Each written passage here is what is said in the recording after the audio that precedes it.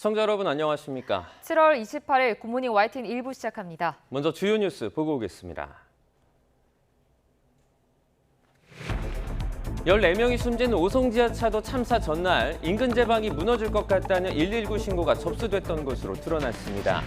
신고자는 오송 일대에 물난리가 날 것 같다고 우려했지만 소방은 예방 차원으로 출동할 인력이 없다며 구청에 문의해보라고 답한 것으로 알려져 비판이 일고 있습니다. 극단적 선택을 한 서울 서희초등학교 교사가 지난해부터 10차례에 걸쳐 학교 측에 업무 어려움을 토로하며 상담을 요청했던 것으로 확인됐습니다. 국회 교육위는 오늘 이주호 교육부 장관과 조희연 서울시 교육감 등이 출석한 가운데 관련 현안 질의를 진행합니다. 서울 시내 유흥주점 여러 곳이 성매매를 알선했다는 첩보를 입수한 경찰이 본격적인 강제 수사에 착수했습니다. 경찰은 기업형 성매매가 다시 고개를 드는 것으로 보고 수사를 확대하고 있습니다. 북한이 전승절 70주년을 맞아 대규모 열병식을 개최했습니다. 중국, 러시아 대표단도 참석한 것으로 보이는데 김정은 국무위원장이 직접 연설했는지 어떤 신형 무기를 공개했을지 관심입니다. 우유의 원료가 되는 원유 가격이 오는 10월부터 리터당 88원이 오릅니다. 대형마트 흰우유 1리터 가격이 3,000원을 넘고 유제품과 가공식품 가격도 연쇄적으로 오를 가능성이 있습니다. 미국과 유럽, 아시아 각국이 기록적인 폭염에 시달리고 있습니다. 유엔은 지구가 끓고 있다며 진단했고 폭염특보가 내려진 미국 뉴욕은 2년 뒤까지 냉방시설을 의무화하기로 했습니다. 첫 소식입니다. 14명이 숨진 오송 지하차도 참사 전날 119로 인근 제방이 무너질 것 같다는 신고가 접수됐던 것으로 드러났습니다. 신고자는 제방이 허물어지면 오송 일대가 물난리가 날 것 같다고 우려했지만 소방은 예방 차원으로 출동할 인력이 없다며 구청에 문의해보라고만 답하고 아무런 조치를 하지 않았습니다. 윤웅성 기자가 전해드립니다. 충북 오송 지하차도가 물에 잠겨 14명이 숨진 지난 15일. 참사 발생 하루 전날 오후 5시 21분 충북소방본부 119 상황실에 신고 한 통이 접수됐습니다. 신고자는 재해 예방 신고가 가능한지를 물었고 상황실 직원은 어떤 내용이냐고 답합니다. 그러자 신고자는 미호천에 기존 둑을 허물고 공사를 하고 있다고 상황을 설명합니다. 또 임시로 쌓아둔 흙이 강물이 불어서 무너질 것 같다며 그렇게 되면 인근 교통이 마비되고 오송 일대가 물난리가 날 것 같다고 경고합니다. 상황실 직원은 위험해 보인다면서도 전국적으로 우기가 심한 데다 출동 인력이 없어 예방 차원으로는 갈 수 없다고 답합니다. 신고자가 관련 기관 협조 요청도 할 수 없느냐고 물었지만 직접 구청에 전화해보라고 제안합니다. 결국 신고자는 그냥 물 들어오면 맞겠다는 자조적인 대답을 하며 통화는 끝이 났습니다. 참사 하루 전날 사고 위험을 알리는 구체적인 신고가 있었다는 점에서 막을 수 있었다는 비판이 나오고 있습니다. 검찰은 지난 24일부터 사흘에 걸쳐 충북소방본부와 충북경찰청을 비롯한 5곳을 압수수색하는 등 참사를 막기 위한 적절한 조처를 했는지 수사하고 있습니다. YTN 윤웅성입니다. 오송 지하차도 참사 전날 최고 수준 비상 단계가 내려졌는데도 충청북도 도로관리사업소 책임자들은 비상대기하지 않고 퇴근한 사실이 국무조정실 감찰에서 드러났습니다. YTN 취재 결과 지하차도 참사 전날인 지난 14일 도로안전 등을 담당하는 충청북도 도로관리사업소 책임자 3명은 밤 9시에 퇴근해 다음날 아침 7시에 출근한 것으로 확인됐습니다. 지자체 규정을 보면 최고 단계인 비상 3단계가 발령되면 관련 공무원들은 비상대기로 야근을 하며 상황을 예의주시해야만 합니다. 또 충청북도 담당 간부는 참사가 난 궁평 2 지하차도의 도로 통제 권한이 본인의 업무인지도 몰랐던 것으로 조사됐습니다. 충북 지역 노동조합과 정당, 시민단체 등이 오송 지하차도 참사 진상규명과 책임자 처벌을 촉구하기 위한 대책위원회를 구성했습니다. 이태원 참사 유가족들도 오송 지하차도 참사 희생자 유가족들을 만나 위로하고 합동 분향소를 찾아 조문했습니다. 이성우 기자입니다. 오송 지하차도 참사 유가족들과 충북 지역 시민단체 그리고 노동조합 등 14개 단체가 한자리에 모였습니다. 성역 없는 진상규명과 책임자 처벌을 요구하며 시민대책위원회를 구성한 겁니다. 이들은 기자회견에서 참사 발생 후 열흘이 지나도록 목격한 것은 정부 당국과 지자체의 책임 떠넘기기라며 제대로 된 진상조사와 책임자 처벌 그리고 근본적인 재발 방지 대책은 기대할 수 없었다고 주장했습니다. 청주시, 충청북도, 행복청, 경찰청 모두가 참사에 관련 기관임에도 서로 책임 떠넘기기에 극복한 행태가 우리의 분노를 오송 지하차도 참사 희생자 유가족들도 합동분향소 운영기간 연장과 수사 과정의 정기적인 공유 등 6개 사안을 다시 한번 요구했습니다. 참사 지역에 동일한 참사가 재발되지 않도록 구체적인 조치를 해주셨으면 좋겠습니다. 이번 기자회견에는 이태원 참사 유가족들도 함께 참여했습니다. 이들은 오송 지하차도 희생자 유가족들과 함께하는 연대의 뜻을 내비치며 합동분향소를 찾아 조문했습니다. 이정민 이태원 참사 유가족협의회 대표 직무대행은 기관장들의 책임의식이 전혀 없고 희생자들이나 유가족들에 대한 진정성 있는 위로가 없다는 점에서 오송 참사는 이태원 참사와 판박이라고 강조했습니다. 이태원 참사도 진상규명을 하지 못했고 아직까지 재발 방지를 못했기 때문에 또 이런 참사가 벌어지는 겁니다. 마찬가지입니다. 이게 1년이 지나고 10년이 지나도 이런 참사에 대한 오송 지하차도 참사 시민대책위원회는 책임 소재 기관이 여러 곳에 걸쳐 있는 만큼 검찰과 경찰의 수사뿐만 아니라 유족과 시민사회도 함께 참여해 진상조사를 해야 한다고 요구했습니다. YTN 이성호입니다. 최근 집중호우로 수해 방지 대책을 촉구하는 목소리가 커진 가운데 홍수에 취약한 지방 하천에 대한 국가의 관리를 강화하는 법안이 국회 본회의를 통과했습니다. 국회는 어제 본회의에서 여야 논의에 속도가 붙은 수해 방지 법안 가운데 이런 내용을 담은 하천법 개정안을 가장 먼저 통과시켰습니다.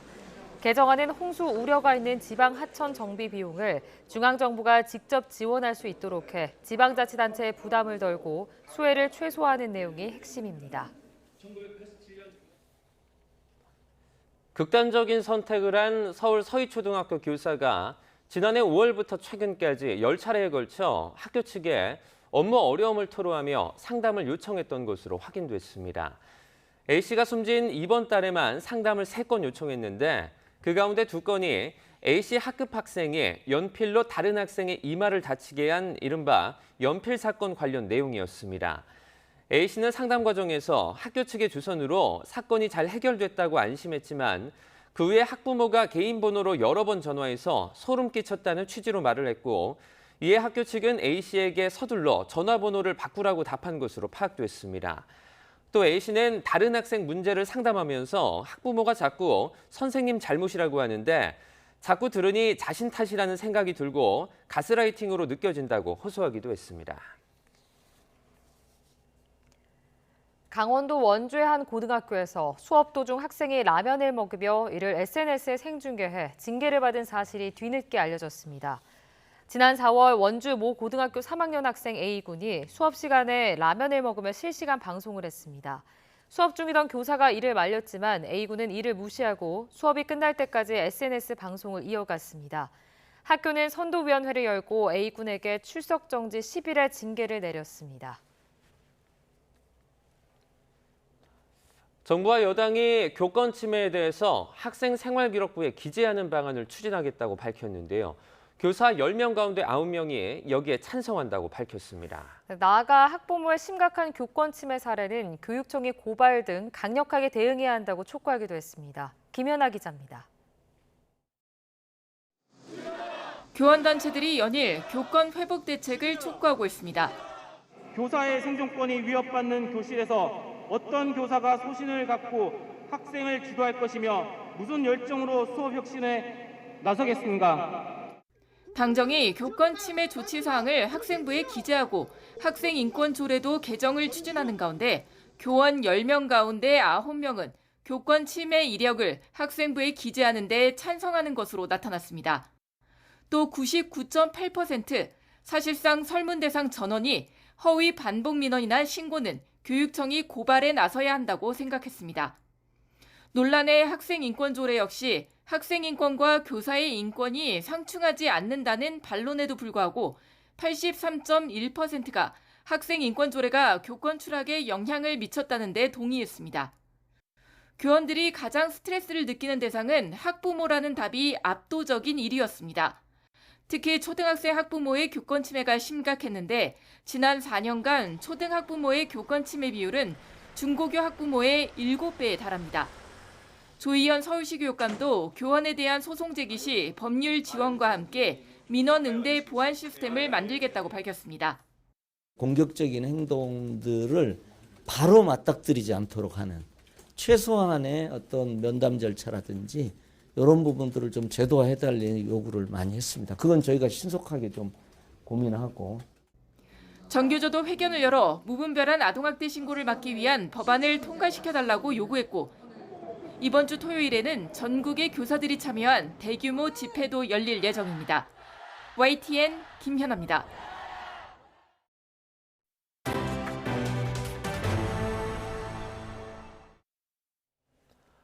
윤석열 대통령이 정전협정 70주년 기념식에서 오늘의 대한민국은 유엔군의 피 묻은 군복 위에 서 있다며 고귀한 희생을 결코 잊지 않겠다고 밝혔습니다. 유엔 참전용사 62명을 무대에서 일일이 맞이하기도 했습니다. 강희경 기자입니다. 제복을 입은 유엔 참전용사들이 휠체어를 타고 또는 지팡이를 짚은 채 줄지어 입장합니다.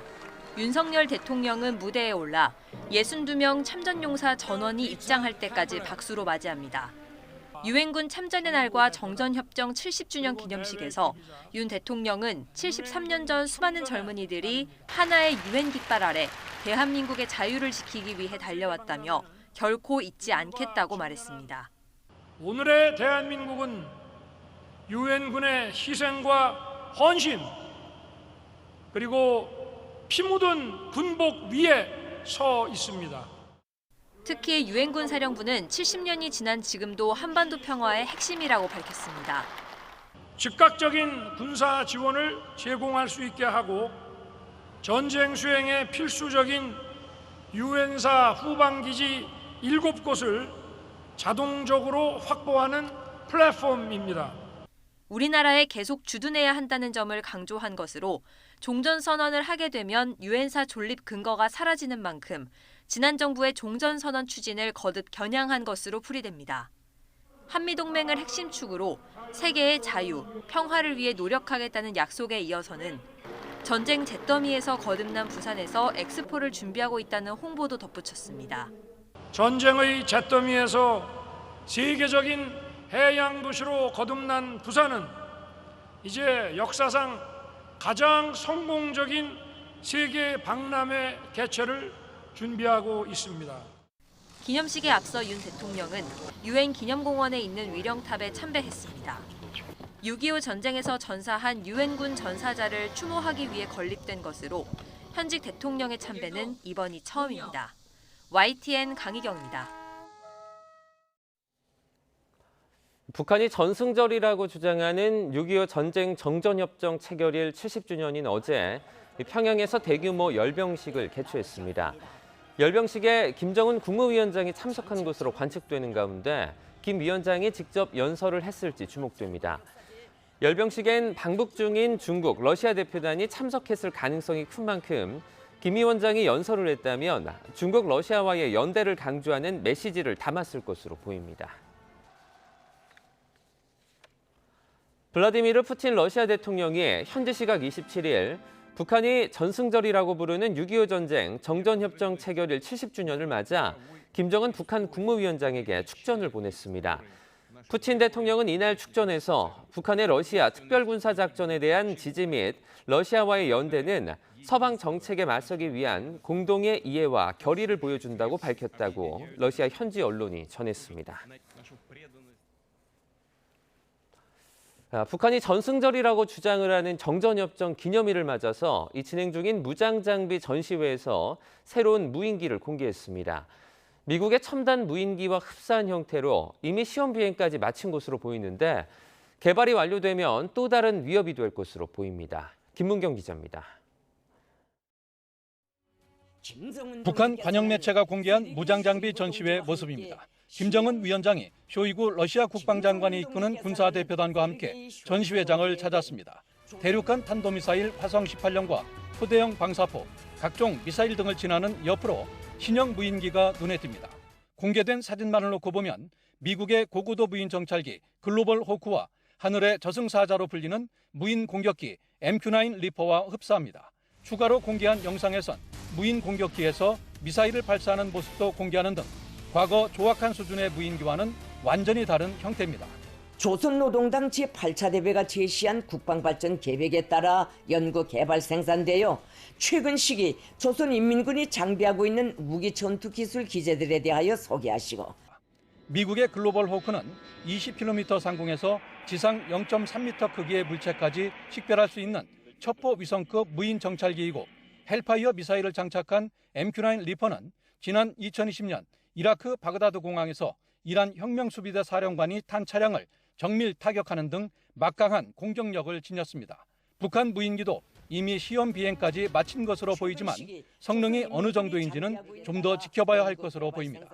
북한이 공개한 무기 체계에 대해서는 현재 분석 중이고 추가로 드릴 말씀은 없습니다. 무인 정찰기 글로벌 호크는 우리 공군도 4대를 도입해 운영 중인데 모양이 비슷해 유사시 북한의 기만 전술에 말릴 가능성도 제기됩니다. 북한의 무인기가 예상 외의 정찰력과 공격력을 확보했을 경우 우리에게는 또 다른 위협이 될 것으로 관측됩니다. YTN 김문경입니다. 서울 양평 고속도로 노선 변경과 윤석열 대통령 처가 특혜 의혹 진상규명을 위한 국정조사 요구서가 국회 본회의에 보고됐습니다. 더불어민주당 박광훈 원내대표 등 168명 명의로 발의된 서울 양평 고속도로 노선 변경 관련 대통령 처가 특혜 의혹에 대한 진상규명을 위한 국정조사 요구서는 어제 국회 본회의에 제출됐습니다. 민주당은 제출된 요구서에서 사업 백지화의 책임을 원희룡 국토교통부 장관 등에게 묻고 사업의 정상적인 추진을 위해 노선 변경 주체와 경위 등 진상을 철저히 규명하고자 국정조사를 요구한다고 주장했습니다. 이에 국민의힘은 국정조사를 정쟁의 수단으로 악용하는 것이라고 비판했습니다. 윤재욱 원내대표는 국회 본회의 종료 뒤 기자들과 만나 이 문제를 정치적으로 끌고 가 양평 군민이 원하는 사업을 지연시키겠다는 의도로밖에 볼 수 없다며 이같이 밝혔습니다. 장동혁 원내대변인도 논평을 통해 국정조사와 장관 해임 건의안 통과, 탄핵 소추안 제출까지 못된 방탄 레퍼토리라며 예상을 한치도 벗어나지 않는 민주당다운 행태라고 비판했습니다. 원희룡 국토교통부 장관이 양평 고속도로 추진 사업 백지화 선언 이후 처음으로 양평군을 찾았습니다. 전문가 검증과 주민 의견 수렴을 거쳐 최대한 빠르게 사업을 재개하겠다고 밝혔지만 주민으로부터 정치적 쇼를 하지 말라며 항의를 받기도 했습니다. 윤혜리 기자의 보도입니다. 원희룡 국토부 장관이 양평군을 찾았습니다. 지난 6일 사업 전면 백지화 선언 이후 처음으로 주민들을 만난 겁니다. 원 장관은 주민들에게 백지화 전에 미리 양해를 구하지 못했다며 사과했습니다. 여러분들께 그렇게 갑작스러운 놀라움을 안겨드린 데 대해서 너무 마음 아프게 생각하고, 양평 주민들은 정쟁을 멈추고 사업을 빠르게 다시 추진해달라는데 한 목소리를 냈습니다. 갑자기 노선이 바뀜으로 인해서 충분한 설명과 어떤 그런 것들이 없어서 우리 국민들이 혼란스러운지, 그다음에 하나는 왜 이것이 정쟁의 대상이 돼가지고 우리 국민들이 이렇게 힘들합니까? 그렇다면 앞으로 우리 장관님께서는 어떻게 우리 재추진을 할 것이며 이런 방안이나 어떤 계획이 있으시면 말씀해 주셨으면 감사하겠습니다. 일부 주민들은 간담회 일정을 미리 알지 못했다며 정치쇼를 그만하라고 언성을 높이기도 했습니다. 주민들은요, 국민의힘이든지 민주당이든지 다 필요 없어요. 주민들을 위해서 일해주시는 걸 원하는데 그 점은 오해 없으시기 바랍니다. 정치적인 쇼를 하지 마시라고요. 네, 알겠습니다. 간담회 이후 강상면에 있는 대한노선 종점 인근을 찾은 원 장관은 주민 설명회와 전문가 검증을 거쳐 사업을 정상화하겠다고 밝혔습니다. 정상 추진을 하기 위한 의혹 해소의 특별 과정이 필요합니다. 그러면 전문가 검증을 할 수 있는 그런 법적인 틀 또는 법 외에 우리 사회적인 틀이 어디 있는지를 저희들이 지금부터 여러 방안을 놓고 검토를 정밀하게 하겠습니다. 이 과정에서 더불어민주당이 제안하는 전문가 검증도 받아들일 수 있다며 어떤 노선이 최적의 안인지 모든 가능성을 열어놓고 주민 의견을 수렴하겠다고 강조했습니다. 하지만 향후 주민 설명회 재개나 검증 일정은 구체적인 시기와 방법을 아직 특정하기 어렵다고 말했습니다. 또 민주당의 국정조사 요구에 대해서도 선을 그었습니다. YTN 윤혜리입니다. 국회 윤리특별위원회는 거액 가상자산 투자로 무리를 빚은 무소속 김남국 의원에 대한 징계안을 국민의힘 이양수 간사가 위원장인 1소위원회에 회부했습니다. 변재일 윤리특위 위원장과 여야 간사는 회의 뒤 기자들과 만나 김 의원 징계안을 빨리 처리하려 했지만 자문위가 심사하는 과정에서 충분한 자료를 확보하지 못했다는 의견이 있어 김남국 의원에게 추가 자료를 제출받기로 의결했다고 밝혔습니다. 자문위의 제명 권고가 나온 이후 유감을 표명했던 김남국 의원은 공정성과 형평성을 현저히 잃은 결정이라고 거듭 비판했습니다. 김 의원은 어제 자신의 SNS에 지난해부터 지금까지 계속된 검찰 수사로 불법적인 사실은 하나도 드러나지 않았다며 이같이 적었습니다. 서울 신림동에서 흉기를 휘둘러 4명의 사상자를 낸 조선이 범행 전 인터넷에서 홍콩 묻지마 살인 사건을 검색한 것으로 드러났습니다. 모방 범행 가능성이 제기되는 가운데 경찰은 오늘 조선을 검찰로 넘깁니다. 김태원 기자입니다.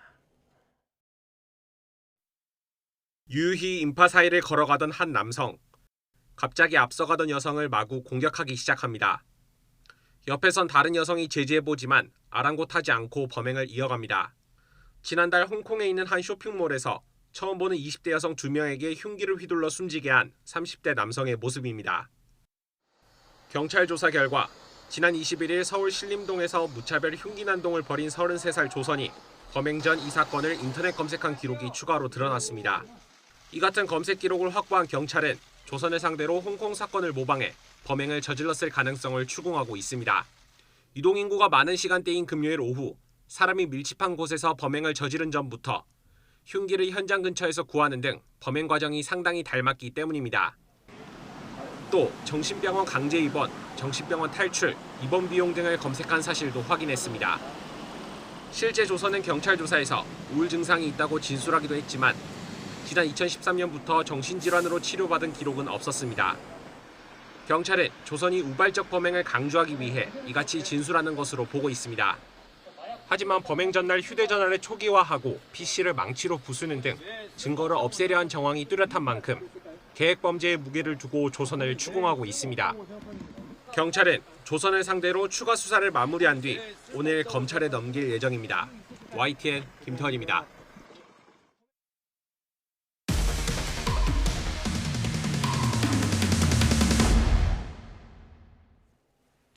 경찰이 서울 시내 유흥주점과 호텔이 결탁해 성매매를 알선한 의혹을 포착하고 본격적인 강제 수사에 나섰습니다. 사회적 거리 두기가 풀리면서 기업형 성매매가 다시 고개를 드는 것으로 보고 수사를 확대하고 있습니다. 김다영 기자의 단독 보도입니다. 서울 강남 한복판에 있는 유흥주점입니다. 경찰은 이 주점이 손님들에게 성매매를 알선했다는 첩보를 입수하고 최근 업주를 입건해 본격적인 수사에 들어갔습니다. 경찰의 눈은 주점이 입점한 호텔로도 향합니다. 주점은 곧바로 연결된 호텔에서 손님이 단속을 피해 성매매를 할 수 있도록 유도하고 호텔은 그 대가로 객실료를 받아 챙기는 일종의 공생관계가 성립된 건 아닌지 의심하는 겁니다. 경찰은 주점을 상대로 압수수색을 벌여 장부와 직원 휴대전화도 확보했습니다. 알선 내역과 성매수자 명단 등 성매매 규모를 정확히 파악하면서 주점과 호텔의 유착이 실제로 있었는지 등을 확인하기 위해서입니다. 비슷한 시기 경찰은 서울에 있는 또 다른 유흥주점도 압수수색했습니다. 이 주점 역시 호텔과 붙어 있어서 서로 한 몸처럼 움직이며 성매매를 알선하고 장소를 제공했는지 들여다보고 있습니다. 업소 규모 등을 고려하면 지난 2017년부터 최근까지 이들 주점 두 곳이 알선한 성매매가 수천 건에 이를 거라는 추산도 나옵니다. 그러나 주점도 호텔도 성매매는 결코 없었다거나 모르는 일이라며 혐의를 완강하게 부인하고 있습니다. 그런 거 없고요. 호텔에 문의해보시면 알겠지만 호텔하고 우리는 아예 별개고요. 우리는 해 들어와서 하는 거고 결과는 전혀 없어요. 저희는 경찰들이 뭐 자기 같은 게 있으니까 경찰이 와서 그거 가져가니까 사찰한테 가져다 낼 거 아니에요. 경찰은 사회적 거리 두기가 풀리면서 이런 기업형 성매매가 널리 퍼졌을 것으로 보고 성매매 알선 혐의를 입증하고 규모를 밝히는 데 수사력을 모으고 있습니다. 이에 따라 호텔과 결탁한 성매매 알선을 의심해 올해 상반기에만 주점 4군데를 상대로 압수수색을 진행했습니다. 경찰은 또 단속 정보를 미리 흘리는 등 뒤를 봐준 공무원이 있을 가능성도 배제하지 않고 수사를 확대하고 있습니다. YTN 김다현입니다. 일본으로 배낭여행을 간 20대 한국인이 2달 동안 연락이 끊겨 현지 경찰이 수사에 나섰습니다. 오사카 총영사관 등에 따르면 지난 5월 9일 관광비자로 일본 오사카에 입국한 27살 윤모 씨가 지난달 상순 가족과 마지막으로 연락한 이후에 행방이 묘연한 상태입니다. 윤 씨는 전직을 앞두고 여행을 가 와카야마 현에 있는 게스트하우스에 머무는 것으로 알려졌습니다. 현지 경찰은 실종 신고를 접수하고 지난달부터 윤 씨를 찾기 위해 수사를 진행하고 있습니다. 우유의 원료가 되는 원유값이 오는 10월부터 리터당 88원 인상됩니다. 이에 따라 시판 중인 흰 우유 가격도 올라 1리터짜리 흰 우유가 3,000원을 넘을 것으로 보입니다. 보도에 박홍구 기자입니다. 낙농가와 유가공 업체로 구성된 낙농진흥회가 진통 끝에 원유값 인상폭에 합의했습니다. 흰우유의 원료가 되는 음용유용 원유값은 리터당 88원, 치즈와 연유 등을 만드는 가공유용 원유값은 87원 오릅니다. 이에 따라 음용유용 원유는 리터당 1,084원에 가공유용 원유는 887원에 유가공 업체에 공급됩니다. 낙농진흥회는 원유 생산비 상승과 흰우유 소비 감소 등을 고려해 인상폭을 결정했다고 밝혔습니다. 인상된 원유값은 오는 10월부터 적용됩니다. 애초 8월부터 적용할 예정이었으나 물가 상승에 따른 소비자 부담을 덜기 위해 적용 시기를 늦췄다고 낙농진흥회 측은 설명했습니다. 하지만 이번 원유값 인상은 지난 2013년 원유 가격 연동제 도입 이후 두 번째로 큰 규모로 대형 마트 기준 1리터 우유 가격이 3,000원을 넘을 것으로 보입니다. 지난해에는 원유값이 49원 오르자 우유 가격은 10% 안팎으로 올라 현재 2,800원대에 판매되고 있습니다. 또 유제품과 가공식품도 연쇄적으로 가격이 오를 가능성이 있습니다. 하지만 정부는 시판 중인 아이스크림이나 빵, 과자의 대부분은 국산 원유를 원료로 쓰고 있지 않다며 이른바 밀크플레이션 우려는 높지 않다고 강조했습니다. 농식품부는 지난 7일에 이어 앞으로도 서울우유와 매일유업 등 유업체들을 만나 가격 인상 자제를 요청할 계획입니다. YTN 박홍구입니다. 맥주와 막걸리 제조업체들이 세금 인상을 빌미로 가격을 대폭 인상하는 현상을 줄이기 위해 매년 주세에 소비자 물가 상승률이 반영되는 제도가 폐지됩니다. 대신 정부가 필요하다고 판단되면 주세율을 결정하는 탄력세율 제도도 바뀝니다. 기획재정부는 물가 안정을 위해 맥주와 막걸리의 주세율 물가 연동제를 폐지하고 정부가 필요하다고 판단되면 법정세율의 플러스 마이너스 30% 범위 안에서 탄력세율을 적용하기로 했습니다. 이번 달 미국과 유럽, 아시아 각국이 기록적인 폭염에 시달리고 있습니다. 전문가들은 기후 변화가 불러온 인재라고 진단했습니다. 아시아의 온난화 속도가 너무 빠르다는 기후 보고서도 나왔는데요. 김태현 기자가 전해드립니다.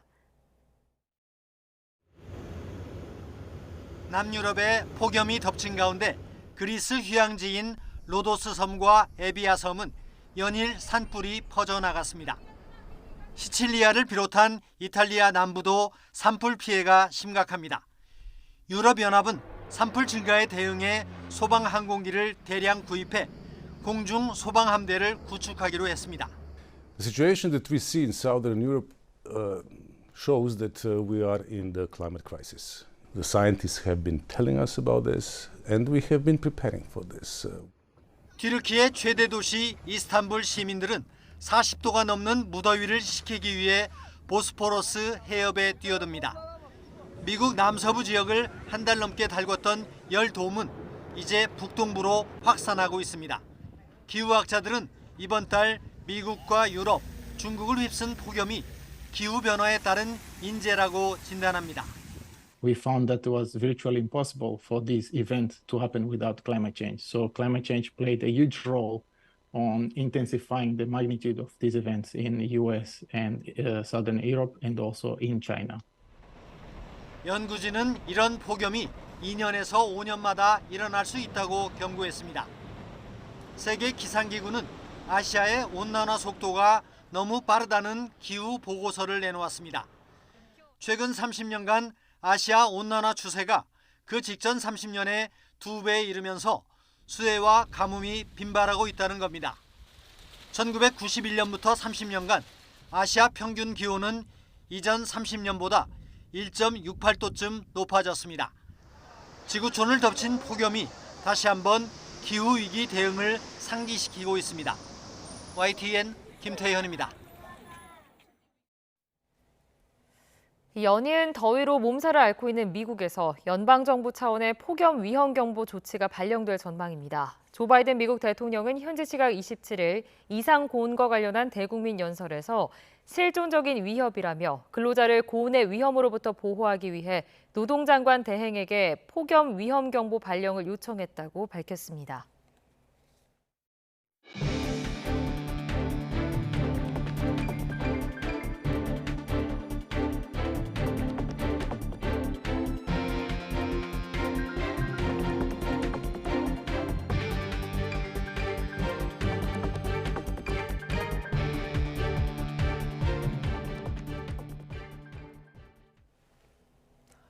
차기 방송통신위원장 지명이 유력한 이동관 대통령실 대외협력특보의 부인이 2010년 인사청탁 시도를 받은 정황이 법원의 판결문을 통해서 확인됐습니다. 이 특보는 부인이 즉시 돈을 돌려줬고 당시 청와대 민정수석실에 신고도 했다고 해명했는데요. 2천만 원이 든 쇼핑백을 건넨 이 사람이 이 사건 2달 뒤에 주최한 종교 행사에선 장관과 청와대 수석이 참석해 축사까지 해줬습니다. 부장원 기자가 단독 보도합니다. 지난 2010년 7월 한 불교 종파의 신도회장 A씨가 구속 기소됐습니다. 정부 고위층과 가깝다고 행세하며 돈을 가로챈 혐의로 유죄가 확정됐습니다. 판결문에 청와대 홍보수석이던 이동관 특보의 부인이 등장합니다. 2009년 10월 말 A씨는 지인 C씨에게서 대통령 직속의 G20 정상회의 준비위원회 홍보기획단장 1급 자리를 부탁받습니다. 이 특보는 준비위원회 당연직 위원이었습니다. A씨가 2009년 11월 C씨에 이력서를 건넸고 2달 뒤인 2010년 1월 중순 A씨 아파트 현관 앞에서 수건이 들어있는 쇼핑백을 줬다. 다음 날 확인해보니 5만 원권 지폐 100장씩 내묶음 2천만 원이 들어있었다. 이 특보 부인은 돈을 발견하고 바로 가져가라고 연락했고 그날 밤 돌려줬다고 경찰에 진술했습니다. C씨는 원했던 자리에 가지 못했고 A씨의 다른 사기 사건 등과 함께 경찰청 특수수사과와 서울중앙지검 특수일부가 수사한 이 사건에서 법원은 이 특보 부인에 대한 경찰 조사 기록 등을 근거로 사실관계를 판단했습니다. 사건에 대해 이동관 특보에게 물어봤습니다. 이 특보 측은 YTN에 보낸 문자에서 부인이 평소 안면 있던 A씨가 건넨 쇼핑백에 돈이 들어있는 것을 발견하고 즉시 찾아가 돌려줬다. 귀가 후 이 얘기를 듣고 청와대 민정수석실에 신고, 경찰이 수사한 것으로 알고 있다고 밝혔습니다. 그런데 2달 뒤인 2010년 3월 11일 이 특보가 민정수석실에 신고했다는 인사청탁 시도 사건의 당사자 A씨가 회장을 맡은 신도회 주최로 G20 정상회의에 성공 개최를 기원하는 대규모 불교 행사가 열립니다. 행사장 중앙무대, A씨 왼쪽에 박재환 청와대 국정기획수석이, 오른쪽에는 유인촌 문화체육관광부 장관이 앉아 있습니다. 이 행사를 준비하느라 애쓰신 전국 신도회장님과 관계자 여러분께 진심으로 감사의 말씀을 드리겠습니다. 이동관 특보가 2010년 1월에 부인에 대한 인사청탁 시도를 신고했다면 2천만 원을 건넨 사람이 3월에 주최한 행사에 정부와 청와대 핵심 인사들이 가서 축사까지 했다는 점을 이해하기 어려운 대목입니다. YTN은 이 특보에게 청와대 민정수석실 누구에게 언제 어떤 방식으로 사건을 신고했는지, 이후 사건 신고인 자격으로 조사를 받은 적이 있는지 등을 물었지만 답변할 필요성을 느끼지 못한다는 설명만 받았습니다. YTN 부장원입니다. 김영호 통일부 장관 후보자에 대한 국회 인사청문 경과보고서 채택이 더불어민주당 반대로 최종 불발됐습니다. 국회 외교통일위원회는 윤석열 대통령이 국회에 요청한 재송부 시한인 어제까지 김 후보자의 인사청문 보고서 채택에 합의하지 못했습니다. 국민의힘은 각 당 찬반 입장을 모두 담은 인사청문 보고서를 채택하자고 설득했지만 민주당은 김 후보자의 극우 대북관, 자료 제출 부실 등을 이유로 임명 절차에 협조할 수 없다고 맞섰습니다. 니코틴 원액을 먹여 남편을 살해한 혐의로 2심까지 징역 30년을 선고받은 아내가 다시 재판을 받게 됐습니다. 대법원은 니코틴을 음식물에 타먹여 숨지게 했다는 검찰 공소 사실을 입증하는 간접 증거만 있어 유죄로 단정할 수는 없다고 판단했습니다. 김철희 기자의 보도입니다. 2021년 5월 26일 밤 극심한 가슴 통증으로 호소한 40대 남성 A씨가 병원 응급실에 실려왔습니다. A씨는 다음 날 새벽 1시쯤 치료받고 귀가했지만 2시간도 되지 않아 숨졌습니다. 사인은 급성 니코틴 중독. 검찰은 30대 아내 B씨가 보험금 등을 노리고 니코틴 원액을 음식물에 타먹여 살해한 것으로 봤습니다. A씨가 출근할 때 건넨 미숫가루와 퇴근 후 만들어 먹인 흰 죽, 응급실에서 돌아온 뒤 건넨 찬물까지 3차례 니코틴을 섞어 먹였다는 겁니다. A씨가 숨지기 전 니코틴을 마신 건 아내 B씨가 준 찬물을 마실 때밖에 없었을 거란 전문가 의견도 간접 증거로 제시했습니다. 1심과 2심 모두 B씨에게 징역 30년을 선고했는데 1심과 달리 항소심 재판부는 찬물에 니코틴을 타먹인 혐의만 유죄로 판단했습니다. 하지만 대법원은 이마저 단정할 수 없다며 사건을 수원 고등법원으로 돌려보냈습니다. B씨가 준 찬물을 먹고 A씨가 사망했다는 직접 증거가 없어 살인 혐의를 확정할 수 없다는 겁니다. A씨가 마신 물컵에 물이 절반 이상 남아있었고 체내 니코틴이 최고치 이르렀을 시각에 휴대전화를 사용한 기록도 남아있는 등 다른 경위로 니코틴을 마셨을 가능성을 완전히 배제할 수 없다고 밝혔습니다. B씨에게 압수한 액상 담배의 니코틴 함량이 A씨의 니코틴 섭취량과 비교해도 차이가 컸고 내연관계 유지와 경제적 목적이란 살인 동기 역시 범행 배경으로 보기 불충분하다고 지적했습니다.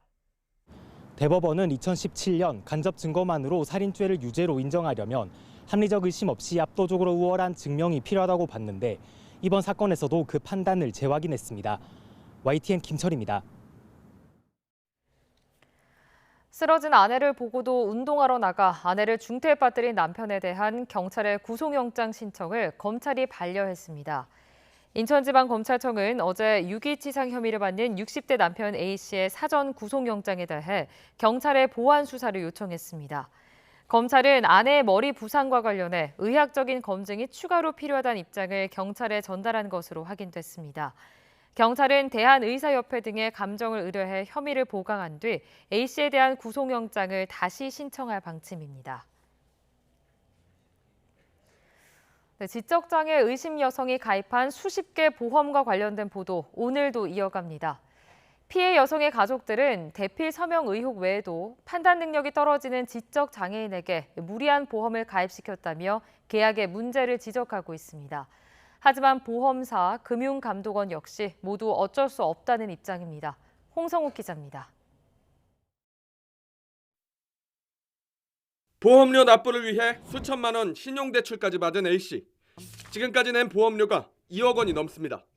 평소 A씨의 지적장애를 의심한 가족들은 대학병원을 찾아 2달여간 검사를 받게 했습니다. 결과는 지능지수 52, 사회적 연령 10살 수준의 지적장애. 사회생활을 위해 타인의 보호와 도움이 수시로 필요하다고 판단했습니다. 이를 근거로 가족들은 A씨가 보험 내용이나 약관에 대해 제대로 숙지하지 못한 상태에서 보험 설계사가 무리하게 보험에 가입시킨 것이라고 주장했습니다. 일반인들도 가입하기 어려운 이 수량을, 이 건수를 지금 지적장애 진단을 받은 저희 언니가 가입을 했다는 게 이게 상식적으로도 이게 이해가 안 되는 부분이거든요. 보험사들은 지적장애 판단은 대학병원의 진단일 뿐 장애 등급을 받은 건 아니라고 반박했습니다. 그거는 뭐 공신력 있는 국가기관에서 받으신 게 아니라 개인 사설에서.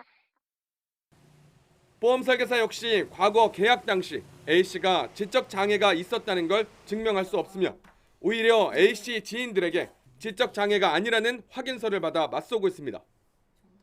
계약 당시 진단서도 이렇게 받아오세요. 계약 당시도.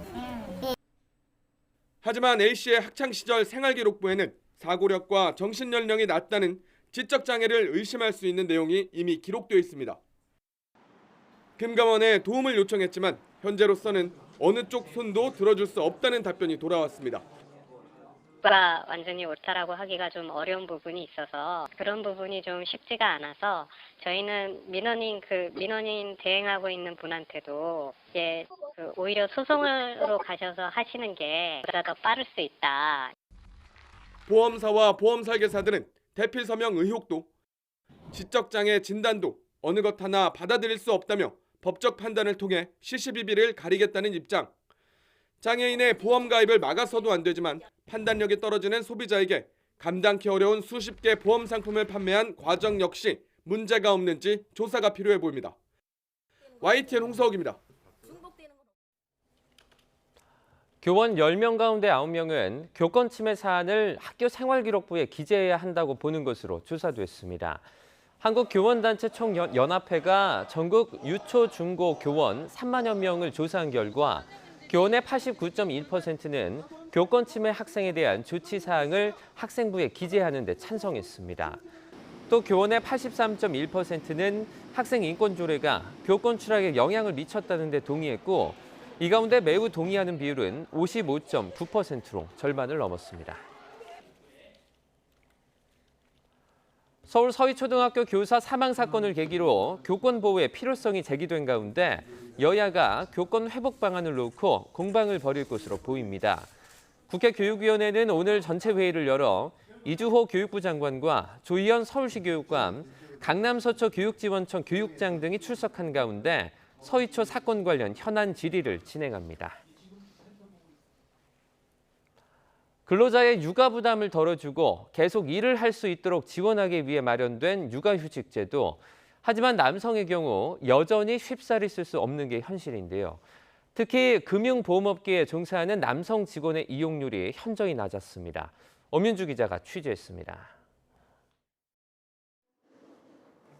일과 가정, 어느 것 하나 포기하기 힘들지만 내 아이를 위해 어쩔 수 없이 직장을 그만두는 여성은 여전히 많습니다.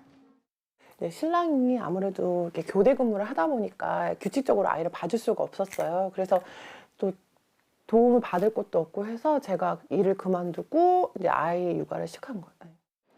육아휴직 제도가 있더라도 그림의 떡, 남성은 더 이용하기 힘들기 때문입니다. 저도 마찬가지고 남편도 못 썼죠. 좀 눈치를 주는 그런 편이어가지고 아직까지는 제 이어 쓰기에도 그런 여유가 있는 회사는 아니어가지고 그런 말씀 드리기는 조금 어려웠죠. 실제로 국내 육아휴직자 가운데 남성 비율은 지난 2019년 20%대 가까이 진입한 이후 크게 늘지 않고 있습니다. 특히 금융, 보험업에서 육아휴직을 사용한 남성은 전체의 3.4%로 건설업에 이어 현저히 낮은 수준입니다. 최근 5년 동안 이용 추이도 제자리 걸음입니다. YTN이 상위 10개 증권사의 육아휴직 이용 현황을 알아봤더니 남성 육아휴직자는 전체 육아휴직자 10명 가운데 1명꼴이었습니다. 상대적으로 남녀 비율이 비슷한 은행업도 살펴봤습니다. 시중은행 5곳의 남성 육아휴직자 평균 비율은 10명 중 1명도 안 됩니다.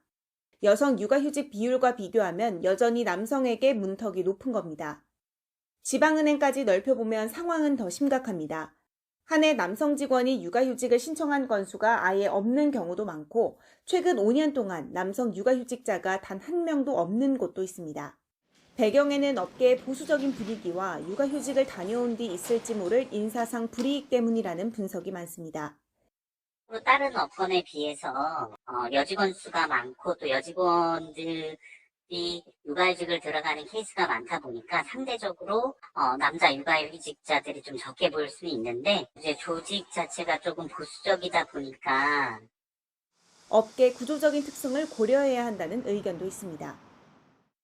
이제 조직의 입장에서 보면은 이 사람 데스크를 떠나가지고 뭐 1년이든 2년이든 이렇게 쉬게 되는 거는 잠재적인 손실이기 때문에 손실을 만회하기 위해서 다른 사람을 뽑아도 여기는 돌아올 수가 없는 거고 그렇다고 이제 비워놓자니 그 손실을 끌고 갈 수밖에 없는. 이런 상황을 막기 위해 국회에서는 남성 근로자의 육아휴직을 의무화하는 내용의 법안이 발의됐지만 제대로 된 논의 없이 계류 중인 상황입니다. YTN 엄윤주입니다. 정부가 K 콘텐츠 경쟁력 확보를 위해 영화와 드라마 등 영상 콘텐츠 제작 비용에 대한 세액 공제율을 최고 30%로 대폭 상향합니다. 기획재정부는 발표한 세법 개정안에서 현재 대기업은 3%, 중소기업은 10%인 제작비 기본 세액 공제율을 각각 5%와 15%로 높일 것이라고 밝혔습니다. 7월 28일 금요일 미리 보는 오늘입니다. 국민의힘과 정부 대통령실은 오늘 서울 삼청동 총리공간에서 고위 당정협의회를 열어 최근 집중호우로 인한 전국적 수해 상황을 점검하고 복구 지원 및 재발 방지 대책을 논의합니다. 당정은 이 자리에서 자연재해 대응과 물관리 개선 대책 및 수급 안정화 방안 등을 협의할 것으로 보입니다. 국민의힘과 정부는 오늘 국회에서 당정협의회를 열고 윤석열 정부 교육개혁 과제 중 하나인 유아교육과 보육 통합 문제를 논의합니다. 당정은 이 자리에서 유아교육법과 영유아 보육법으로 나뉜 기본법 체계 개편과 정부 조직 및 예산 이관 문제 등을 논의할 것으로 보입니다. 우리나라와 UAE가 지난 1월 이뤄진 윤석열 대통령의 UAE 국빈 방문 후속 조치로 제5차 한 UAE 원자력 고위급 협의회를 개최합니다. 외교부는 오영주 2차관이 오늘 오전 서울에서 수하일 알 마즈로이 UAE 에너지 인프라부 장관과 원자력 고위급 협의회를 개최한다고 밝혔습니다.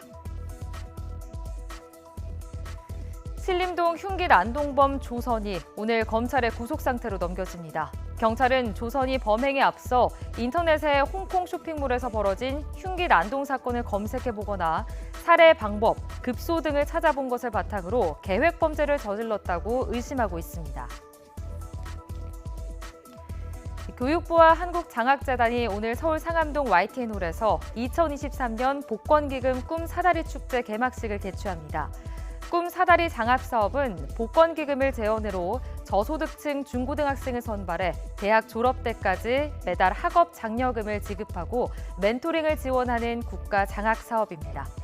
지금까지 미리 보는 오늘이었습니다.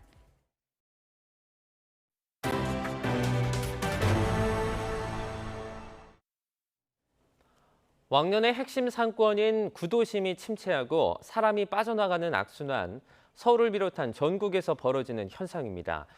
대구의 명소 동성로도 최근 대기업 점포까지 폐업할 정도로 침체의 늪에 빠졌는데요. 대구시가 르네상스라는 이름을 걸고 재활성화에 나섰습니다. 김근우 기자가 취재했습니다. 대구 최대 번화가 동성로입니다. 상가 건물 외벽에 점포 임대를 알리는 현수막이 가득 붙었습니다. 대형 프랜차이즈 카페마저 폐업해 건물이 텅 비었습니다. 한때 시민들의 약속 장소로 쓰였던 랜드마크 대구백화점 본점도 폐업한 지 2년째 이렇게 개발 없이 방치돼 있습니다. 상황이 심각해지자 홍준표 시장이 직접 동성로를 둘러봤습니다. 3개월이 지나지 않아 나온 대책은 르네상스였습니다.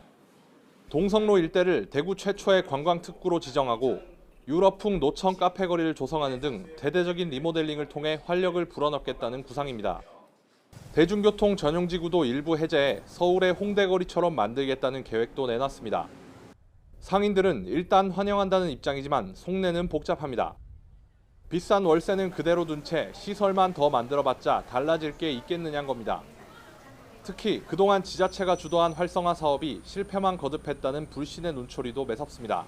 여기에 상업을 종사하는 사람이라든지 이 전체 상권을 잃는다든지 전문가 집단이 아니기 때문에 관주도로서 상권을 살리는 것은 어렵다고 봅니다. 불신을 해소하는 데 필요한 건 결국 대화입니다. 지자체와 상인, 시민단체 등 이해 당사자들이 협의체를 만들어 문제의식과 해결 방안 등에 대해 충분히 소통해야 한다는 겁니다. 일회성, 이회성의 어떤 협의로 끝나서는 안 되고 철저한 어떤 이 현재 상황에 대한 정확한 진단을 기반으로 해서 그 협의체에서 어떤 여러 가지 대안들에 대한 어떤 실효성에 대한 부분들을 좀 이야기를 해나가는 이런 것들이 좀 필요하지 않을까요? 구도심 상권 침체는 전국적인 현상인 만큼 다른 지역에서도 앞다퉈 대책을 세우는 상황입니다. 낡은 옛 도심에 활력을 불어넣고 침체한 지역 경제를 살리기 위한 지자체와 상인들의 고민이 커지고 있습니다. YTN 김근우입니다. 연일 밤낮 없는 무더위가 기승을 부리고 있습니다. 전국 대부분 지역에 폭염특보가 내려진 가운데 밤사이 곳곳에서 열대야가 나타났고요. 한낮에는 서울 기온이 34도까지 치솟는 등 어제보다 더 덥겠습니다. 오늘도 아침까지 안개가 짙게 끼겠고요. 낮 동안에는 자외선과 오존이 무척 강하겠습니다.